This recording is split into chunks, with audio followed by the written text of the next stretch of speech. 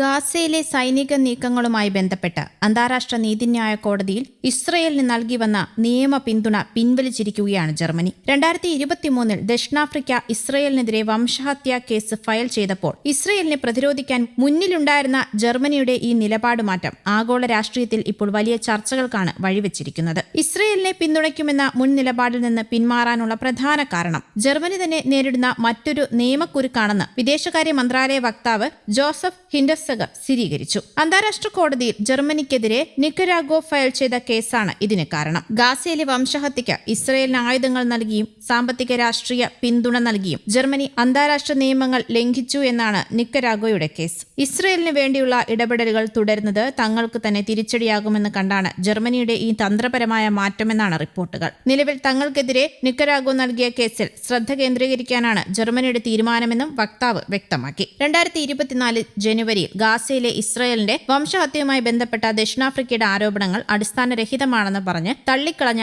ആദ്യ പാശ്ചാത്യ രാജ്യങ്ങളിൽ ഒന്നായിരുന്നു ജർമ്മനി. എന്നാൽ ഇപ്പോൾ ഇസ്രയേലിന്റെ പ്രതിരോധത്തിൽ ഔദ്യോഗികമായി ചേരേണ്ടതില്ല എന്നാണ് ജർമ്മനിയുടെ തീരുമാനം. അതേസമയം അന്താരാഷ്ട്ര സമ്മർദ്ദം ഭയന്നാണ് ജർമ്മനിയുടെ ഈ നടപടിയെന്നും വിലയിരുത്തലുണ്ട്. ഇസ്രയേൽ വംശഹത്യ നടത്തിയതായി തങ്ങൾ അംഗീകരിക്കുന്നുവെന്ന് ജർമ്മനി പറഞ്ഞിട്ടില്ല എങ്കിലും ഇസ്രയേലിനെ പരസ്യമായി ന്യായീകരിക്കുന്നതിൽ നിന്ന് അവർ പിന്നോട്ട് പോയിരിക്കുകയാണ്. 2023 ഡിസംബർ 29 ദക്ഷിണാഫ്രിക്ക ഇസ്രയേലിനെതിരെ കേസ് ഫയൽ ചെയ്തത്.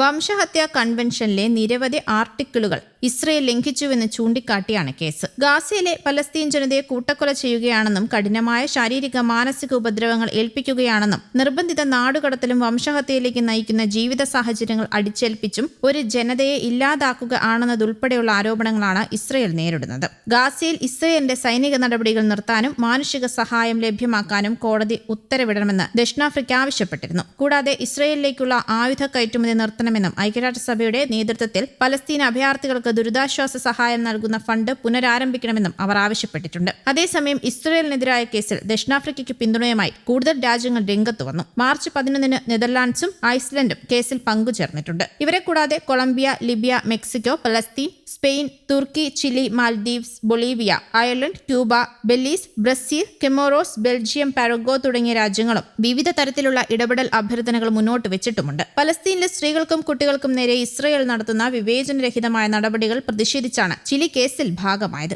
അന്താരാഷ്ട്ര കോടതിയിലെ ജർമ്മനിയുടെ ഈ നിലപാട് മാറ്റം ഇസ്രയേലിന് തിരിച്ചടി തന്നെയാണ്. അതേസമയം ഗാസയിൽ ആക്രമണം തുടരുകയാണ്. കഴിഞ്ഞ ഞായറാഴ്ച ഗാസയിലുണ്ടായ ഇസ്രയേൽ വ്യോമാക്രമണത്തിൽ 8 പോലീസ് ഉദ്യോഗസ്ഥരും ഒരു ഗർഭിണിയും 2 ആൺകുട്ടികളും ഉൾപ്പെടെ 12 പലസ്തീനികൾ കൊല്ലപ്പെട്ടു. മധ്യ ഗാസയിലെ നുസൈറത്തിലുള്ള ഒരു വീടിന് നേരെ നടന്ന ആക്രമണത്തിൽ ദമ്പതികളും അവരുടെ 10 വയസ്സുള്ള മകനും കൊല്ലപ്പെട്ടു. കൊല്ലപ്പെട്ട സ്ത്രീ ഇരട്ടക്കുട്ടികളുടെ ഗർഭം ധരിച്ചിരിക്കുകയായിരുന്നുവെന്ന് അൽ അക്സ മോർട്ടിയേഴ്സ് ആശുപത്രി അറിയിച്ചു. അയൽവാസിയായ 15 വയസ്സുകാരനാണ് കൊല്ലപ്പെട്ട 4ാമത്തെയാൾ. വീടിന് നേരെ മിസൈൽ തൊടുക്കുകയായിരുന്നു എന്നാണ് റിപ്പോർട്ടുകൾ. തങ്ങളുടെ സൈന്യത്തിന് നേരെ വെടിയുതിർത്ത ഹമാസ് പോരാളിയെ ലക്ഷ്യം വെച്ചാണ് ആക്രമണം നടത്തിയതെന്നാണ് ഇസ്രയേൽ സൈന്യം അവകാശപ്പെടുന്നത്. 2 വർഷത്തിലേറെ നീണ്ട യുദ്ധം അവസാനിപ്പിക്കാൻ ലക്ഷ്യമിട്ടുള്ള വെടിനിർത്തൽ കരാർ നിലവിലുണ്ട് എങ്കിലും ഗാസയിൽ ഇസ്രയേൽ നടത്തുന്ന കൊലപാതകങ്ങൾ തുടരുകയാണ്. വെടിനിർത്തലിന് ശേഷം ഇസ്രയേൽ നടത്തിയ ആക്രമണങ്ങളിൽ 650-ലധികം പലസ്തീനികൾ കൊല്ലപ്പെട്ടതായി ഗാസ ആരോഗ്യ മന്ത്രാലയം അറിയിച്ചു. ഇതിൽ പകുതിയോളം പേർ സ്ത്രീകളും കുട്ടികളുമാണ്. 2023 ഒക്ടോബർ 7 ആരംഭിച്ച യുദ്ധത്തിൽ ഇതുവരെ 72,200-ലധികം പലസ്തീനികൾ കൊല്ലപ്പെട്ടിട്ടുണ്ട്. ഹമാസ് നടത്തിയ ആക്രമണത്തിൽ 1200 ഇസ്രയേലികൾ കൊല്ലപ്പെടുകയും 250 പേരെ തടവിലാക്കുകയും ചെയ്തിരുന്നു. വെടിനിർത്തലിന് ശേഷം 4 ഇസ്രയേൽ സൈനികരും കൊല്ലപ്പെട്ടിട്ടുണ്ട്.